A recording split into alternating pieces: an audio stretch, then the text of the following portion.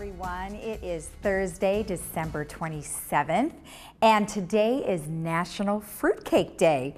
Fruitcake is a cake made with candied or dried fruits, nuts and spices, and optionally soaked in spirits. Fruitcakes are typically served in celebration of weddings and Christmas, so if you got a fruitcake for Christmas, you can go ahead and celebrate your fruitcake today. Okay, on our show today, we have Doctor in the Dugout, we have Foreign Policy Association, we have Adapt to It, and we have the United States Air Force Thunderbirds. And then today's meetings, we have, well, let's see, we'll go ahead and show them there. The GRF Special Corporate Members Meeting at 1 p.m. in the boardroom. And then we have the United Agenda Prep going on today, and that's at 2 p.m. in the Willow Room.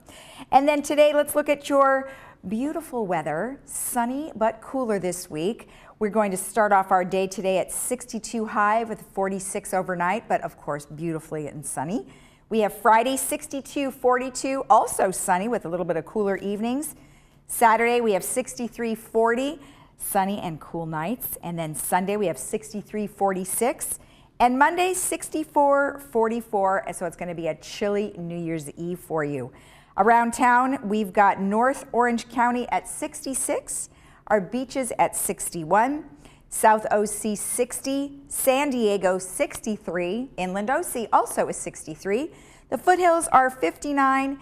Now Big Bear is a chilly 37 with a low 29. And then we've got Palm Springs, that's 66 and 46.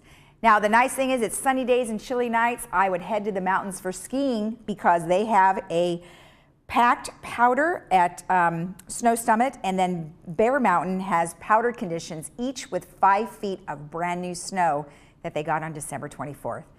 All right, we'll be right back. Have a great day. Stay tuned.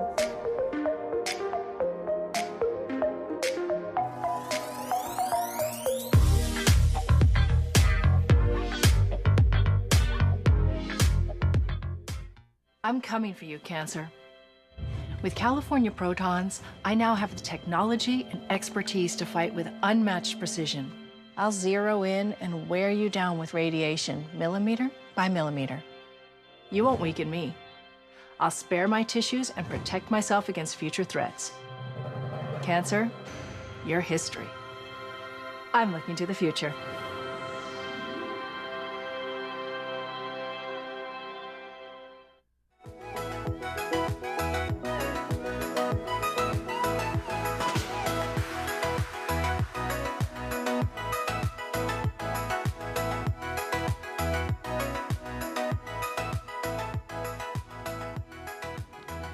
Hello again, and welcome to another episode of Doctor in the Dugout Traveling Roadshow. We're happy to be joined by you viewers today, and I'm thrilled to have as my guest one of our new associates at Hoag Orthopedic Institute, Travis Goudet. Travis, thanks so much for being here with us today. Thank you for having me. It's kind of fun having you aboard now as one of our colleagues, since you spent a year with us at HOI as one of our joint fellows. So why don't you tell the viewers a little bit about what the fellowship means and what kind of advantage is it to step right into the same environment where you did your fellowship year to start your practice? Yeah, so just a little background. Orthopedic residency is 5 years, and then most of us are doing fellowships now. So I did a fellowship in hip and knee replacement, and I was lucky enough to do it at HOI. So that's a year spent dedicated to hip and knee replacement. And it's really amazing. You do 5 years of training, you think you know a lot, and then you sit down and really dig into the details of one aspect of orthopedics, and you just, the growth is pretty impressive. So I was lucky enough to spend a year at HOI working with multiple physicians there, learning their tricks, learning the tips, and then also the staff at HOI has been world-class to me, and having a year of experience as a fellow and then going right into as an attending has really made an easy transition to where I don't really have to worry about the small details that you do at a new facility. So, you alluded to the fact that, after 5 years of orthopedic residency, you chose to do an extra year fellowship, as did I back back in the Flintstone days when I did my orthopedic training. But back when I did it, only about 10 or 15% of guys who finished their residency programs were choosing to do a fellowship in sports medicine like I did or joints like you did. Now that number is a lot higher, isn't it? Yeah, a lot higher, like 90%.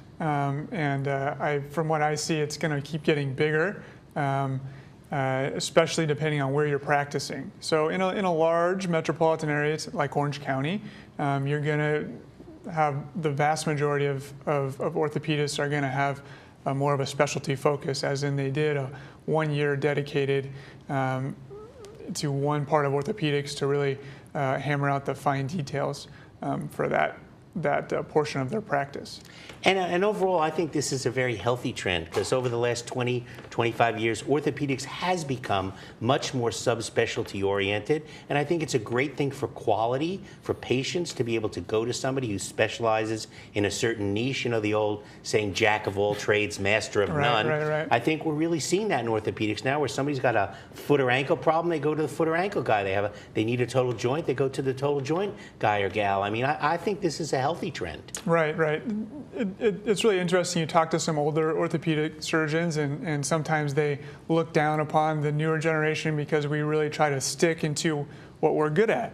I think it's only natural. If I'm doing 10 to 15 knee and hip replacements a week, I'm probably going to be more comfortable doing them than a guy that's doing 5 a month, right? It's just it's a natural thing, and to expect an orthopedic surgeon to be that locked in on every aspect of care, because also our breadth of knowledge has grown, right? There's been so many more research papers and articles published in the last 15 to 20 years that it's almost impossible to really stay on top of all that orthopedics has to offer. But that said, a young guy like yourself still has to keep a little toe in the real world, yes. Covering the emergency room, doing all the bumps and bruises and everything else that comes in that isn't a joint replacement. Exactly. So let's scoot into your specialty now, because that's, I know, what you want to talk about today. Total hip and total knee replacement today is certainly a far cry from what it was 20 or 30 years ago. It's almost become so routinized, so routine. I mean, you see so many more people having hip and knee replacements today as opposed to 20 or 30 years ago. That's not just from the baby boomers and the fact that there are more people who need it, but I think our indications have changed. We're much more comfortable doing them in younger patients than ever before. Talk a little bit about that. Yeah, the biggest change, in my opinion, in the last 10 to 15 years have really been besides the techniques and the pain control, are the implants. The plastics that we use are so much better. So if you would have had a hip replacement 20 years ago, your doctor would have said, this is going to last 10 years, hopefully, maybe 15. And usually the reason they failed was that the plastics wore out. The majority of hips were a plastic bearing with either a ceramic or a metal head. And the weak link was the plastic. Now our plastics are more 20 to 30 years. We recently looked at our plastics that we use most commonly at HOI, and we're seeing almost no wear. So it's hard to promise, but looking into the future, it's more of a 30-year joint.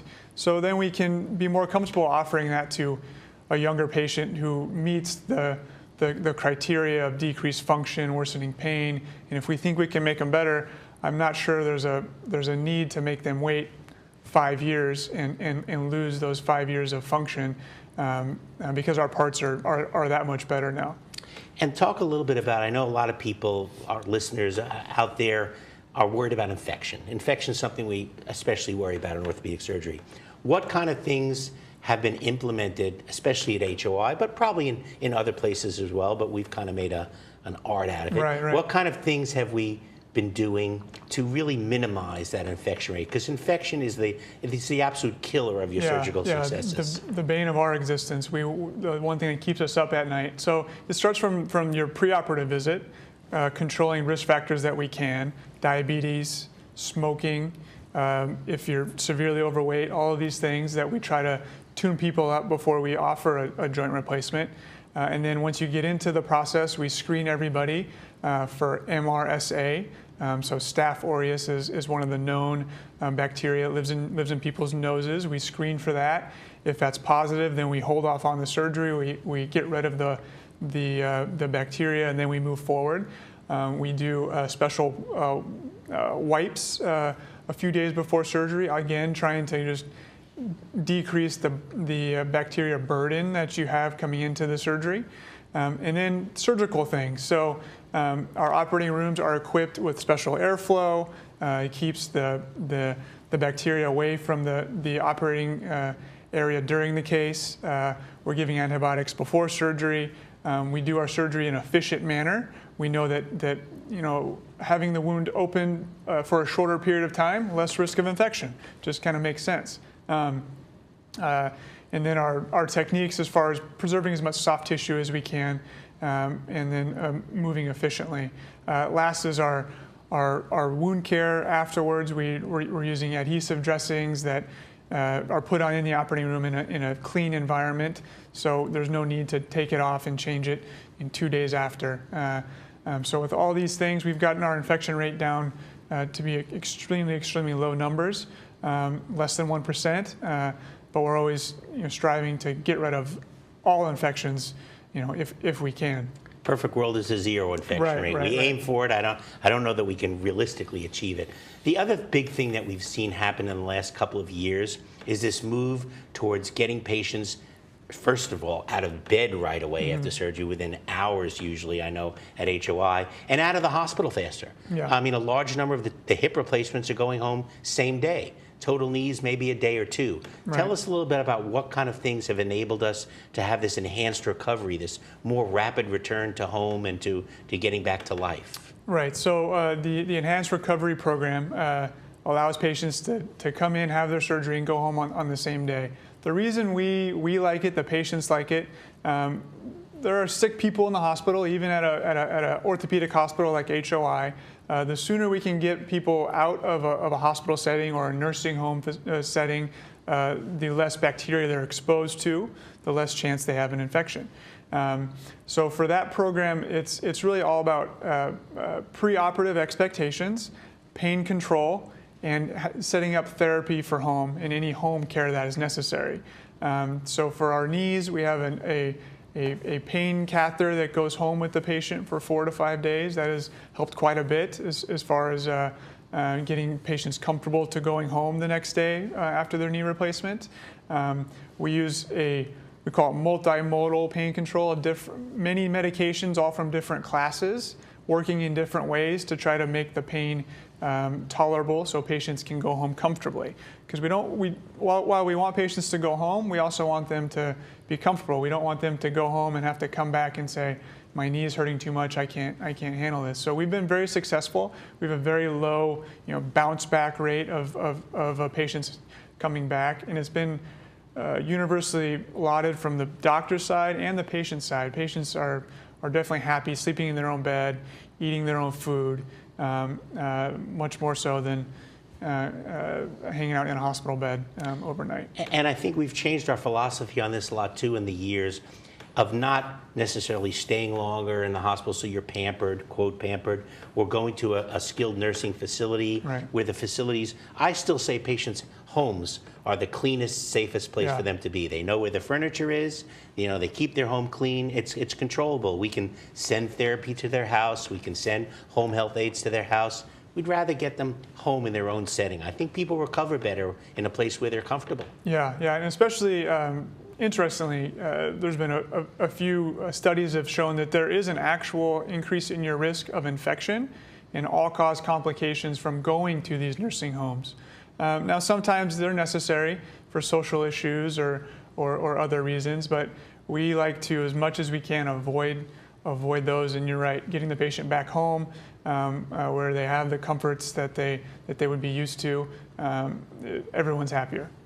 So last point, I know there's a lot of stuff out there in the news in the last 6 months, a year, a little longer, about opioids and opioid use. Part of, some people are afraid to have a hip or knee replacement because they're saying, I don't want to have to take those medications. I don't want to get addicted to opioids. Just tell us a little bit about what we're doing to minimize the use of narcotics and opioids after the hip and knee replacements so people don't have to have that fear. Right. Yeah, the opioid epidemic is an issue, and we know that patients on chronic opioids have higher complication rates.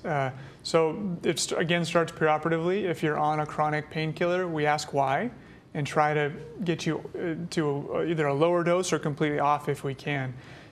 During surgery, we do things. We do a numbing medication into the joint that is replaced that helps you in the early period. We do nerve blocks, and then also using multiple medications that are not opioids. These are anti-inflammatories, muscle spasm medications, and good old-fashioned Tylenol, all to reduce the amount of opioids you need. For a modern hip replacement, it's very feasible to not take any opioids at all, and for knee replacement, maybe a very short course, and then be back to just over-the-counter pain medications. Travis, thanks so much for being here with us today. To our listeners and viewers, you can learn more about Hoag Orthopedic Institute and Dr. Scudé at our website at orthopedichospital.com. Thanks so much for tuning in to us today. And as always, we're brought to you by the Hoag Orthopedic Institute, where we're the experts at getting you back to you. See you next time.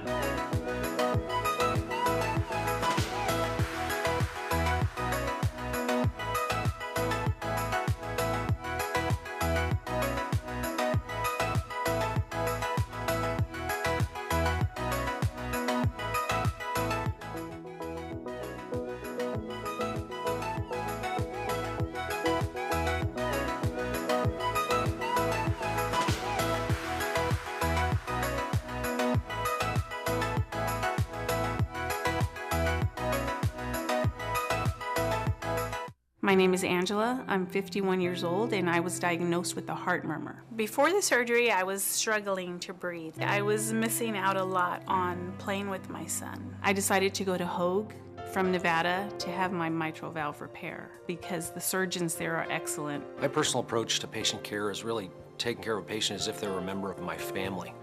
After the surgery, I can chase him and run around and play with him as much as he wants. It's like a miracle. It's like this patient made it through the toughest time in their life, and it's an awesome feeling. The feeling to see these patients recover, especially when they're critically ill like that, it's just the best feeling in the world. We wanted this to be one of the top cardiovascular centers in the region, the state, the nation, and to be recognized for that. We've achieved that. If I had to go back and make the same choice, I would choose Hoag again. They treated me like family. This changed my life, and now I get to be with my son.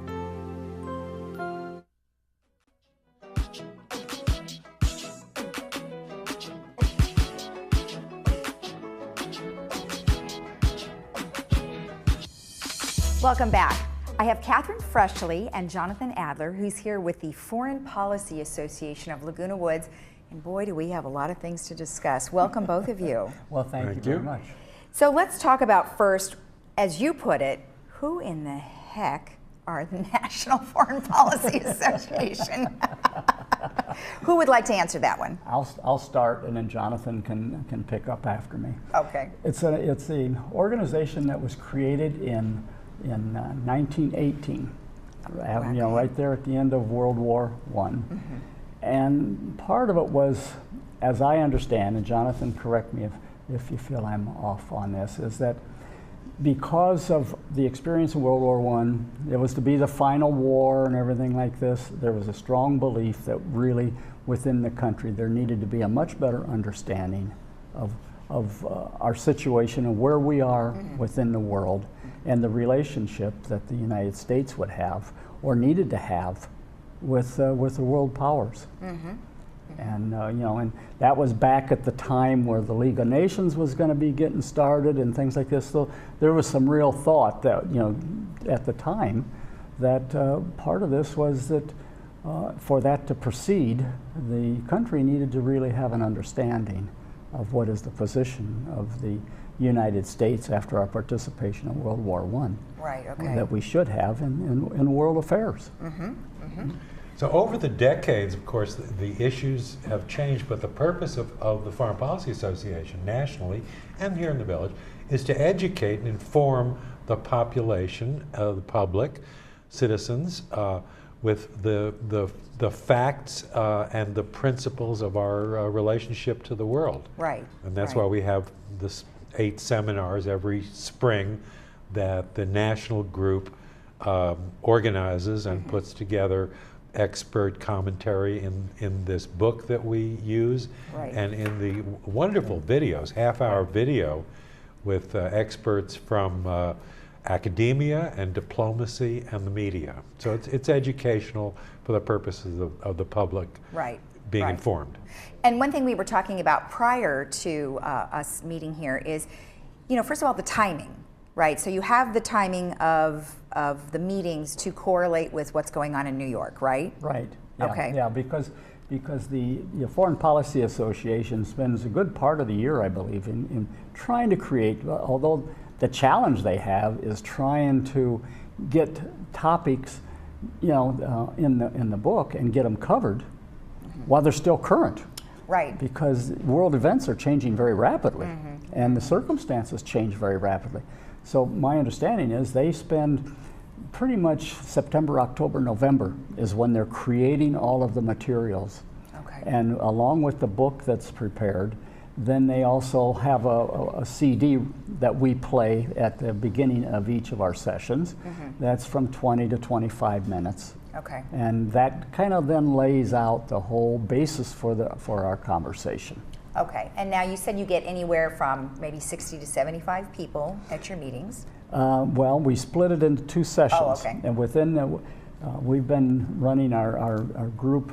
Actually, we've run about between 60 and 70 participants who've joined, the foreign policy group here in Laguna Woods.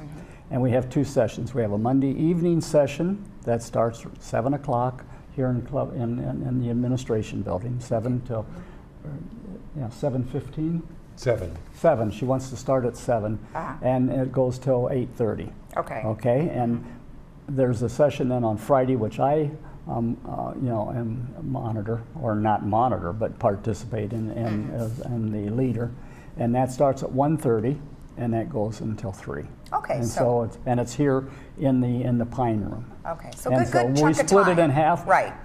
We don't want to have more than, if we can help it, more than 30 in the group. Okay. Because it's hard to, when I'm trying to work with the group, it's hard to let everybody have their opportunity. Right. The more people you have, and the biggest challenge is to allow people to dialogue.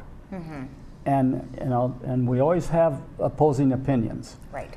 Not everybody's going to agree, which we all know, and the real goal is to allow everybody the opportunity to convey their own beliefs or what they think about the topic and where they're coming from. And and what I try to do is encourage, there's value in what everybody says. Whether we agree or not, that's different. But we have to allow that individual the opportunity to speak. Right. And so my objective really is just to control the meeting, to allow everybody the opportunity. Right. Catherine is too modest. She calls herself a participant. No, Catherine is a very expert facilitator and moderator who gives everybody a chance to speak, and everybody to speak once before somebody else speaks again. Right. And to raise our hands like we were taught to do, and be recognized, and not have little cross conversations. Catherine does that very well. That's nice. That's good. Well, you have to. Jonathan. You never know if someone's going to be heated about the topic or they don't like somebody else's opinion. And you were telling me that you're trying to bring everybody together in a nonpartisan way. What would you recommend people what are their thoughts? What should they be thinking before they come to the meeting?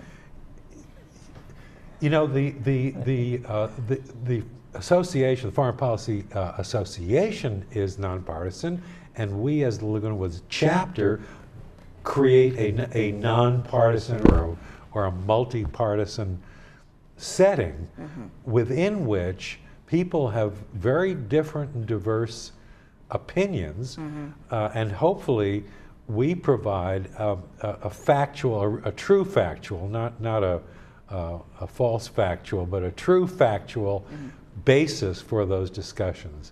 So it's the process of the bringing together and the analysis of the situation and people's opinions that creates light more light than heat usually. Okay, Yeah. good. And the thing that makes it very interesting, and which I believe, and particularly because of our community, and and its size, and we have people with such a wide variety of experiences, people coming from from all different settings and experiences, makes our conversation or makes our discussions really quite fascinating.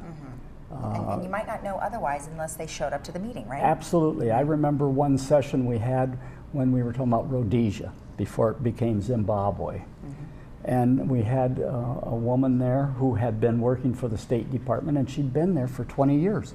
Wow. At the time. So she was really very helpful in talking about what went on when that transition took place back in the 70s. See? And how often do you have that opportunity within your own community to have people with some positive experience or some experience that is very relevant to the conversation at the time. Well, let me say one thing, Lisa. In college, I majored in international relations, and for one summer, I interned at the Pentagon's in-house State Department, as it's called, just replacing desk officers who were on vacation and reading top secret cables and analyzing things. So I'm very much aware of what a three-dimensional chess game is involved in foreign policy. And there are so many ramifications and facets that go into decisions that it's really impressive how the people who write the book and the experts from academia and diplomacy and the media present those nuances. So that's what's impressive to me. Well, in regards to that, I mean, they have to put an awful lot together, like you said. Let's touch a little bit on some of the subject matters. We talked about this before, where we were saying it's very global now. I mean, we are talking about refugees and the Middle East, and give me kind of a synopsis of just an overview quickly. Okay, well, our first topic is refugees and the global migration. Now, if that isn't going to be a topic that's going to be, I mean, particularly for this country and what's going on in our southern border, but it's not just affecting us. You had the migration, trying people getting into Australia, and look at the issues that they had down there. Look what's been going on in Europe, coming across from Africa into Europe. And every country has, particularly Western developed countries are having to face. And so this is going to be one that is going to be fun to moderate. So you're opening with that one. That's what we open with. So that's the opener. All right, and then what looks interesting. What is this? Nuclear negotiations back to the future. Right. That's going to be it's going to be interesting to see. Well, remember what is occurring right now. One of the treaties that the Intermediate Missile Treaty is about ready to be, end. And there's been accusations that Russia hasn't been following it. So this is going to be interesting, and it's very current. And proliferation. That's the efforts with North Korea. Right. And cyber conflict and geopolitics. Very current. The rise of populism in Europe. The state of the State Department and diplomacy. So you can see that these are really things that are very current. Oh yeah. In our world affairs. If anybody's been reading the newspaper or paying attention. Well, or watching the news and things like watching that. the news, All right, let's talk about the actual series that you have coming up. You need to sign up by tomorrow. Tomorrow what, 5 o'clock? Tomorrow? No, just get it in the mail tomorrow. Just get it in the mail. Okay. We're pretty easy on this, and I mean, I've, in the past, if somebody has come in after we've started and wants to join, and if I have an extra book, then we, sell them the book and assign them to a class. And what is the best way? Now you said to mail it in, but is there an email or something they can do? We need you have to have it mailed. Well, because we need their money. Got to have the money. Can't forget the money. and we're not big enough to have online credit cards and things like this. Okay. So Lisa, this flyer is in every clubhouse. Perfect. Okay. Which lists the topics, describes the sessions, and at the Right. bottom has a little thing, yeah. registration slip, Okay, and I good. just got some more printed to Okay. refresh the supply in the clubhouse. So that's the Okay. easiest way Perfect. to pick up one of these. Okay. And send in your check, and, Okay. and it's 20, what is it? $30. $30. That includes the Yeah. $26 for the book. That, Okay. that includes a book and then money for renting the room because Oh, good. because we have to rent the rooms Right, for right. in the administration building. Okay. And if there's a couple and they want one book, but there's two of them that participate in the meetings, and it's $34. Oh, okay. Okay, because the room rentals per individual. Sure, okay. And and send it in, and then we'll send an email back to everybody.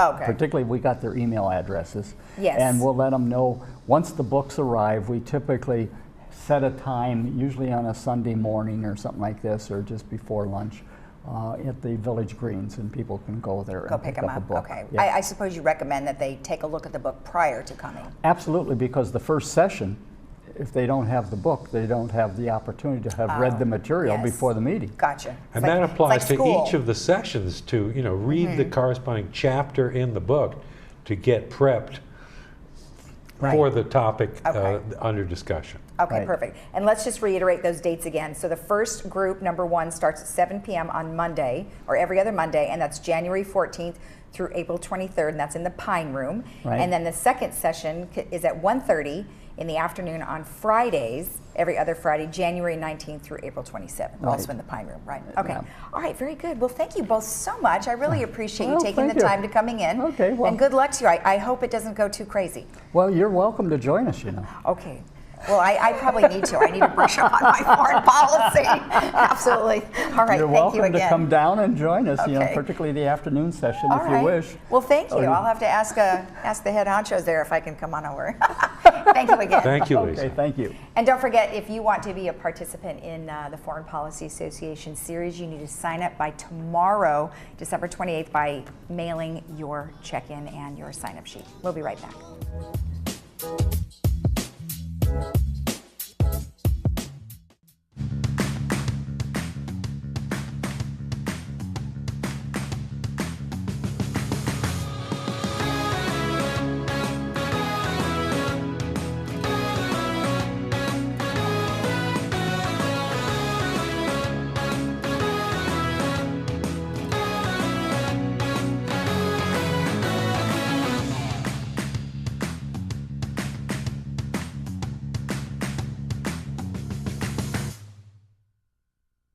Hi, I'm Wendy Miller, your Laguna Woods real estate professional. Have you been looking for a realtor? Wendy Miller helped me through the challenging process of real estate here in Laguna Woods. She was helpful, she was fun, she was professional. I really recommend her. Whether you're thinking of buying, selling, downsizing, or even relocating within Laguna Woods, I am your real estate professional and can help guide you through the entire process. Give me a call and I'll help you make the right move.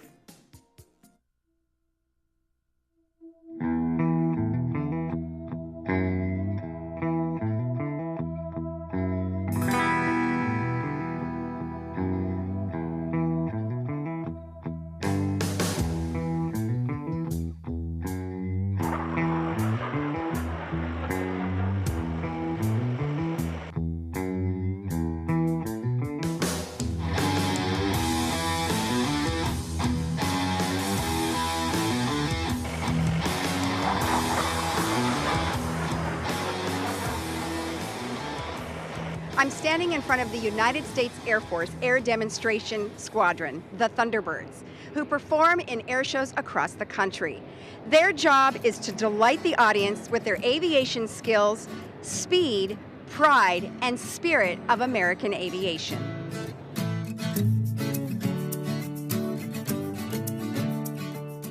I'm with Major Nathan Hoffman, who is the number 3 Air Force Thunderbird. Well, thank you for being with us. Thanks, Lisa, for having me. Well, this is a really great opportunity. So how long have you been flying the number 3 plane? So this is my second year on the team. So I've been flying for about just over 2 years now. including the training season, which actually starts for my replacement right now. In fact, my replacement's at home, starting to get some of his first flight requirements knocked out, and then getting ready to take over the training season. Okay, so you only get to fly 2 years. I thought it was a little longer than that. Yes, ma'am. It's a 2-year assignment. It ends up working out to be about 2.5 years. We're on the road 250 days a year. And we do about 35 different show sites to about 72 different air shows, and that's a lot of time away from the family. And so there's a 2-year limit on what our families will accept. Well, I think that's a good idea because then it gives you other opportunities to do other things for the Air Force, correct? It really does, absolutely. So from here, a lot of us will go on to future education opportunities through professional military education. I myself am going to go back to flying Gray Vipers out in South Korea. Wow, that sounds very exciting. All right, let me ask you, what kind of physical, mental, and just education process goes into being a fighter pilot? To become a fighter pilot, it's a very competitive process, and that's somewhat by design, but also by the sheer numbers of folks that want to go on and fly on the leading edge and employ based on our best national interests. So everyone that's a pilot, a fighter pilot, is an officer, so it requires a 4-year degree at the very least. Many go on and do masters and other advanced options. And then once you commission as an officer, you'll go to about 2 years of pilot training. The first year is learning how to fly, both in a T6 or a T-38. And then once you graduate there, it's another year in your weapon system to become fully qualified for combat. Okay, and then at what point then do you get to fly a jet after that? Absolutely. So when we start flying, we learn in a small 2-seat airplane, front and back tandem seat. And it's a lot like a P-51. So for those who are Warbird fans, my understanding is that the performance and handling is very similar to that. Incredible airplane to fly, and that's about 6 years. Then your first time in a centerline thrust aircraft is in the T-38, as you're learning how to fly a little bit faster, a little bit more maneuverable airplane. Now from a physical standpoint though, you obviously have to stay in good shape. Yeah, absolutely. These aircraft right here are Block 52 F-16s. And they're capable of pulling up to 9 Gs. And basically that's about a multiple of your body weight. So right now we're standing at 1 G. If we were to experience 2 times our body weight, that's 2 Gs and so on. So 9 times your body weight gets pretty heavy, and you've got to be in pretty good cardio and muscular shape just to keep the brain fully fueled with blood and oxygen so that you don't black out. Yeah, well, that would be an awful thing. And I actually knew that you were in the Block 52 series. Nice. I'll have you know, and I'm just going to prove it to you. Look, cool. 52 Block series. Exactly. I knew that. Okay, so tell me a little bit about the difference between flying over water and flying over land. So flying over water is a unique challenge, and we don't get this opportunity at many of the show sites we go to, so we always appreciate it.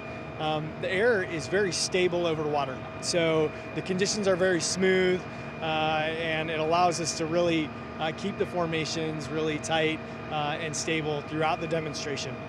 But it also presents unique challenges in terms of environmental impacts.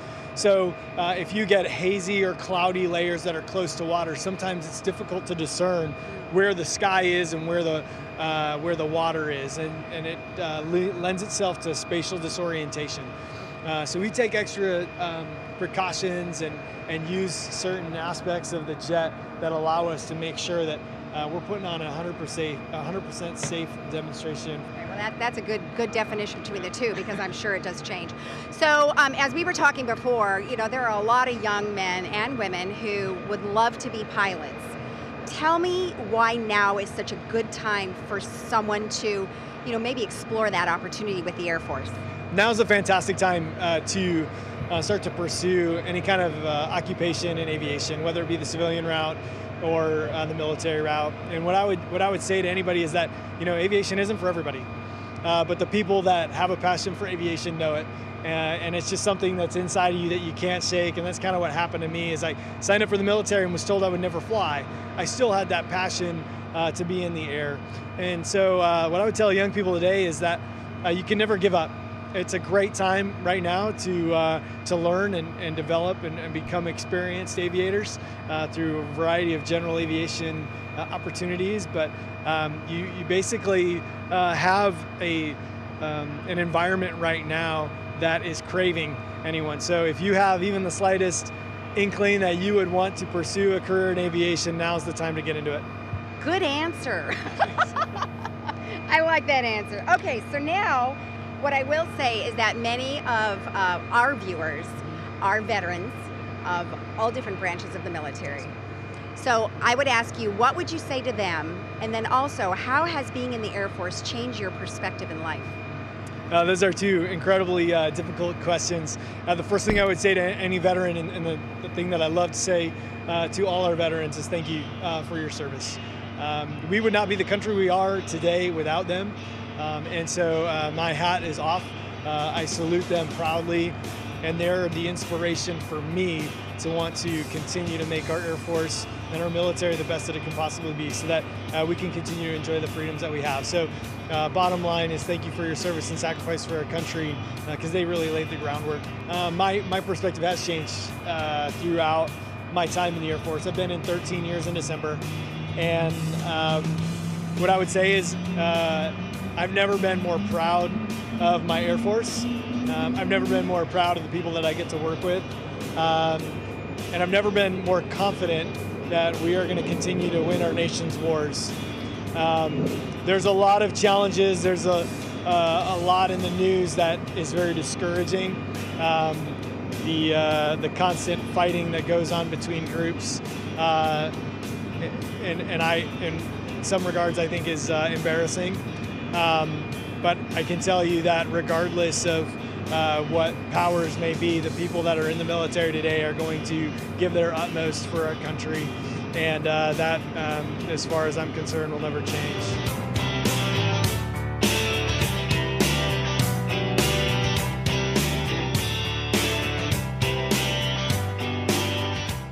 This has been an awesome adventure with the United States Air Force Thunderbirds here at the Joint Forces Base in Los Alamitos.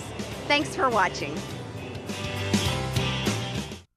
Mind and Memory Program at Mission Hospital is an outpatient program specifically designed for patients with a memory disorder who have developed a mental health issue, such as depression, anxiety, or paranoia. Patients are welcome every day, Monday through Friday, up to 4 days a week. On-site meals and snacks are included, and transportation to and from the program is available. The program focuses on improvement in overall mood, function, and concentration, as well as a decrease in depression or anxiety. Call today to find out if you or your loved one qualifies for the Mind and Memory Program. Leslie Gabola is here today from Adapt to It, and today you've brought us, well, 4 different things. Yeah. Yes, and one of them, well, a couple of them I kind of obviously know what they are. Mm-hmm. So let's talk about, which one do you want to talk about first? We'll talk about the biggest one first, this Yes. one. And this, I think I've had this on several times, but I can never say too much about it just because it's a simple, easy exercise equipment that you can take anywhere. This one actually folds, so technically you can take it with you anywhere you go. And you can use it tabletop like this, so to exercise your arms. It has a tension rod here, so you can tighten it up, make it a little bit tighter. Mm-hmm. But it's mostly a bike, like you put it in front of a wheelchair, a chair, anything, under a desk, and put your feet on here, and then just use it as a peddler. It's a transportable peddler. That is great. And helps with circulation. I've had some people that have to keep moving for circulatory reasons. Right. So it does that. It helps with edema, swelling. Gives you, if you have a desk job, you can put it under your desk, and it gives you a little bit of exercise. That's great. And you know, Leslie invented this because she was riding her bike one day and the wheels fell off. And she goes, what am I doing? Hey, this is a great, no, I'm just kidding.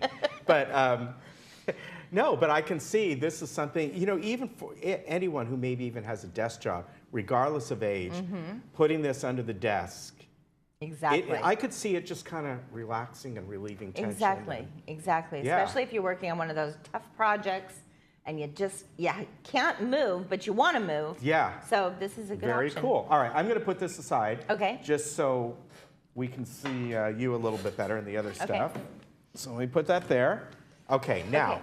So now I brought a couple of my favorite hygiene items. Okay. We have a ton, we have a huge area of hygiene items. And for anybody that's been in the store, they know that, and that includes all kinds of incontinence products and stuff. But a couple of the things that are overlooked, and one of the things, when people are in the hospital, nobody washes their hair. And so, it's a mess. I mean, if you can't get out of bed, it's a total mess. Now, I being me, when I was a therapist, I used to go in and I used to make the mess and wash people's hair for them. These weren't invented then. And what this is, it's a shampoo cap. And it is amazing. So it has like non-rinse shampoo in it. You put it in the microwave for like 20 seconds, make it warm, and it's a cap. And you put it on, then you would go squish, squish, squish, squish, squish, squish, squish. And then you take it off, and then you towel dry it, comb the hair, and it's clean. That's amazing. And it smells great, and your hair dries normally. So it doesn't dry all icky and stringy. It dries beautifully. You can blow dry it. That's a great idea. Yeah, it's a fabulous idea. That's a really good idea. You know, if you camp or there you go. Yeah, this could be for anyone. Really, camping or going down to help out, for the hurricanes or anything where you can't, you don't have soap and water, but you feel grungy. If you wash your hair, it really helps. So that's a great idea. Yeah. Yeah, for camping. I don't camp, but a lot of people do. Yeah, I love that thing. All right. And then the other thing along kind of the same line, this is a foaming body cleanser. And this foam, so you pump it out and it's foam and it's light and fluffy. It feels really good. It's got olive oil in it and skin conditioners. And it's non-rinse. Now this is, again, for all the reasons you just said. Exactly. Yeah. Exactly. And it's non-rinse, so you don't have to worry about it. Again, if somebody is in bed, they can't get up. You can spray it onto a little washcloth if you want, or a sponge, or just use it as it is. Yeah, I like that idea. And that's real easy.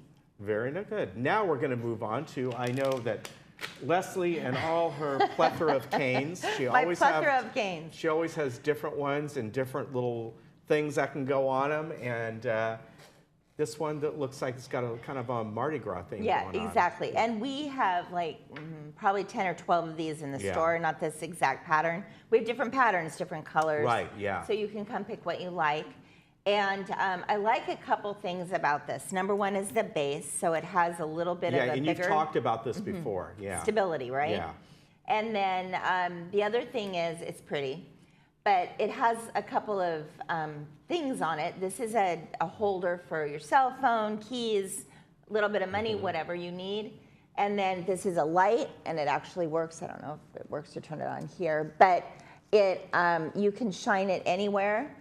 And it moves, so you can always have your light with you. That's a great little holder, yeah. Because one of the things that I've noticed, and the holder will go, and this one will go on anything that has like tubing on it. Oh yeah, you can use it on a bike or whatever. Yeah, that's a great idea. Because one of the things that I've noticed walking through, and it's coming up again, especially in winter, around 4 o'clock, walking through Laguna Woods, there are not a lot of lights. Yes. Yes, we know that. It's very poorly lit. So having a little bit of extra light that you can take with you and even have on your mobility equipment to light your way, it's going to prevent falls. I like that. Yeah, that's a great. And again, the light, you can use that for so many different things. Exactly, and it moves, so you can do if you have a whatever. Walker, if you're just a bicyclist and you don't want to have a permanent light on there nowadays with LED lights. That's going to last for hours off a single battery. So. Exactly. You don't have to worry about that. And I have to mention something. I've said this. You taught me this a long time ago. There's so many people who walk around, click. Yeah, you can undo it and try. Yeah. And it's very annoying. All you got to do is tighten this little ring up, and there you go. That's it. You taught me that because I asked, why do these? This was years ago. Why do these canes always make these noises? Because people don't.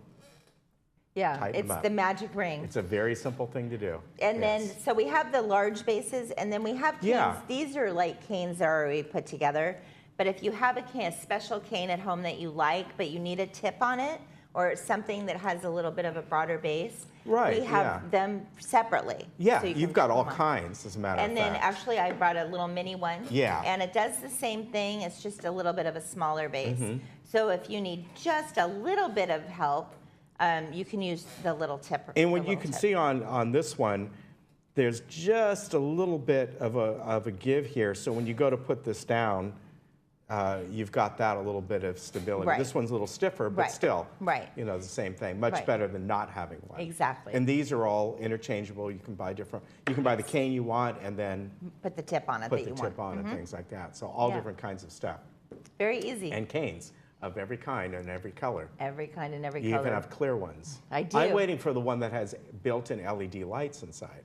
You know, somebody asked for that. I bet you that someday or Mhm. somewhere they're out there. I'm going to have to talk to my manufacturer and see if we can get that done. That would be kind of neat. It would be. Yeah. Very good. And of course, they are located right there on the corner of El Toro and Paseo de Valencia. They also have one in Newport Beach off, is it 16th or 16th in Newport. Yeah. And if you want to go down there, you can as well. All kinds of different things, as you can see here. She's brought a variety of different ways to help you with your life. And you know, what's really nice is she knows her stuff. She's an occupational therapist. She's not just going to sell you something going, here, you need a cane, here you go. She's going to figure out in her team there which is right for you, whatever it may be. Because right. this is really great. Maybe this isn't right for you, and she'll tell you that. Definitely. Right? I'm very honest. Yes, you are. And she keeps her hair really clean with this shower. Sometimes Every morning. Sometimes in the store she'll have this on, just in case you see her with that. Good to see you. Thank you. Great to be Take here care. always. Bye-bye. We'll be right back.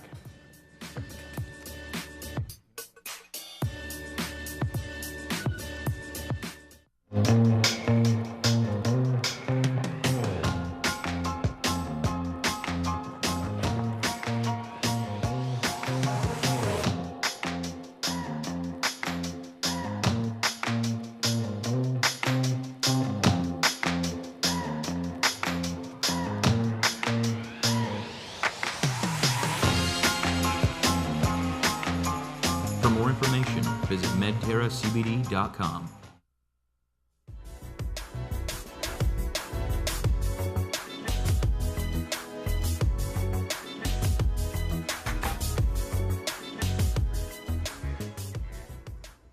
Welcome back. This movie this Friday is something super scary, action, horror, and sci-fi called The Meg, and it is about a giant 70-foot shark that Jonas Taylor must confront to save a sunken submersible. So it's about he escaped that attack, what he claims was a 70-foot shark, and then he has to confront his fears. It stars Jason Statham, Bingbing Lee, and Rainn Wilson, and that is PG-13, an hour and 53 minutes of action, horror, and a giant 70-foot shark. So make sure you guys catch that on Friday, December 28th, tomorrow at 2 and 7 p.m. And then on Monday, we have December 31st at 2 and 6 p.m., we have Doris Day. And it is a sentimental journey that's about an hour and 20 minutes, so it's a documentary biography that's based on her life. It actually came out in 1991. So, of course, it stars Doris Day, Roger Ebert, Kirstie Alley, and many more. Now, we have a special performance that we're going to be showing you on New Year's Day. We're going to be showing you Coco, and it's a darling animated adventure comedy that's about an aspiring musician, Miguel. Confronted with his family's ancestral ban on music, he enters the land of the dead to find his great-great-grandfather, a legendary singer. Disney Pixar's Oscar winner, Best Animated Film, Best Song, and has Anthony Gonzalez, Gail Garcia Bernal, and Benjamin Bratt. So that will be something fun on January 1st, and that's at 2 p.m. And then we've got some other fun movies that are coming up. We've got The Sound of Music on January 4th. We have Operation Finale on January 11th. The Death of Stalin on January 18th, and then Air Force One on January 25th. So they all look really great. Okay, Age Well Senior Services. Don't forget that they're here for you. Live OC, Give OC, and you can visit myagewell.org. Or you can call 949-855-8033 if you are in need of their services. We also, they're accepting volunteers, so if you would like to do that, you can also do the same thing by going to their website. or calling that number. Now, if you don't have any plans for New Year's Eve, we still have tickets available for the Rocking New Year's Eve. That is on Monday, December 31st at Clubhouse 5. It starts at 6:30 p.m. And this is going to be just your traditional type of New Year's Eve party for $74 per person. You will be able to have dinner. They're going to have a sit-down dinner with salmon or prime rib or a vegetarian. They have a no-host bar and hors d'oeuvres that starts at 6:30. For more information, you can call 597-4382 or you can email recreation@vmsinc.org. Now, if you prefer a performance-based New Year's Eve, you can go to Sing in the New Year with James Darren and the Dave Seibels Band. And there'll be a 3 p.m. show that's $20 to $25, a 7 p.m. show that's $30 to $40, and then the 7 p.m. show includes appetizers and champagne before the show. And then to that show, you could add a VIP access for $20, which will give you a meet and greet with the band. So that sounds super fun. So other than that, let's take a look at our weather. As I mentioned earlier in the show, it is going to be sunny and nice all week with temperatures in the 60s, low 60s during the day and in the 40s at night. 62-46 today, 62-42 tomorrow, 63-40, 63-46, and 64-44. So not much change throughout the week with the exception of it being a little chillier at night on Saturday. And then around town we have varying temperatures. North OC 66, South OC 60, Inland OC about 63.